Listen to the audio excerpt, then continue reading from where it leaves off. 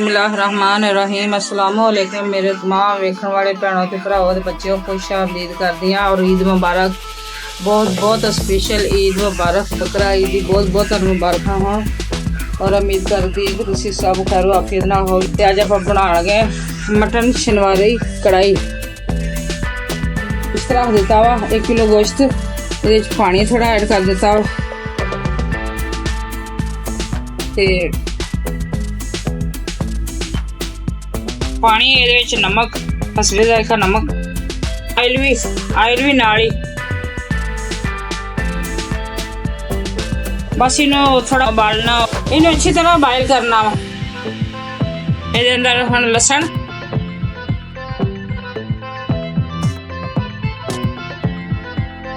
टमाटर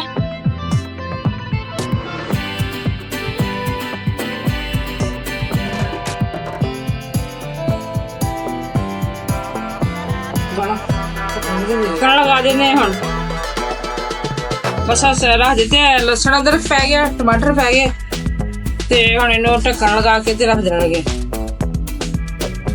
थोड़ी झेग जी जी आई होंगी ला लिया करो।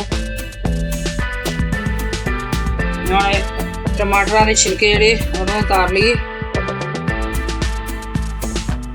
गोश्त माशाल्लाह गल चलिया।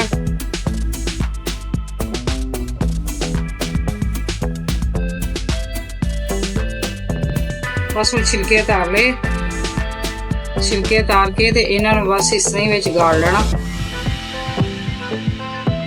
ये खुद ही मिल जुल जाने।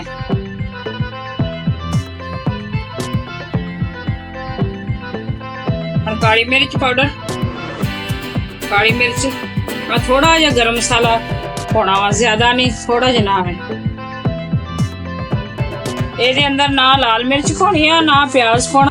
ये शनवारी कढ़ाई है ये बिल्कुल भी ना लाल मिर्च पैनी है ना इस प्याज पैना वा ना इस कोई एडा खास मसाला कोई नहीं है ना कढ़ाई मसाला कोई मसाला नहीं है ये अंदर ऐड करना। काली मिर्च खाली पैनी है इलाची थोड़ी जी ऐड की है ये स्मैल दूर करने वास्ते गोश्त दी ना। ते तुसीं इस तरह की जरूर बनाओ। चैनल साडे नूं वध सो वध सबसक्राइब करो लाइक शेयर फॉलो करो लाजमी मेरा टाइम भी पूरा होए। दही भी तुहाडी मर्जी है तुसीं पाउणा हो ते पाओ नहीं पाउणा ते ना पाओ। मैं तो थोड़ा पाउण लगी दही इहदे अंदर दही भी ऐड कर लईदा।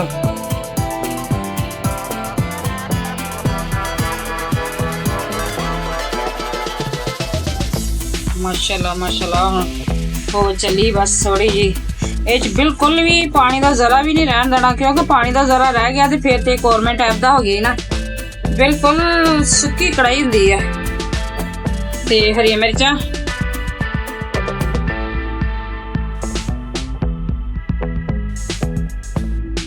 बस इस तरह इन्हें रोस्ट कर लेना सी। चला हुण कितनी जबरदस्त हो गई है तो तुम देख सकते हो कितनी रोस्ट हो गया गोश्त बिल्कुल कढ़ाई असल कढ़ाई बन गई। डिकोर कर दे गरम मसाला ने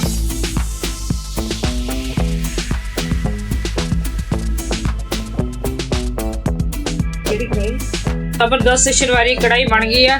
तुसीं भी बनाओ ट्राई करो जरूर बना के खाओ अपने घर वाले खिलाओ। और कढ़ाई साड़ी अच्छी लगे लाइक शेयर सबसक्राइब लाजमी करो। बैल आइकन दी घंटी जी प्रेस करो बैल आइकन दी घंटी प्रेस करना। ईद के सीजन मटन और बीफ गोश्त हर किसी के घर होंदा वा ते शनवारी कढ़ाई लाजमी ट्राई करो बनाओ बहुत इमदा रेसिपी बनती है।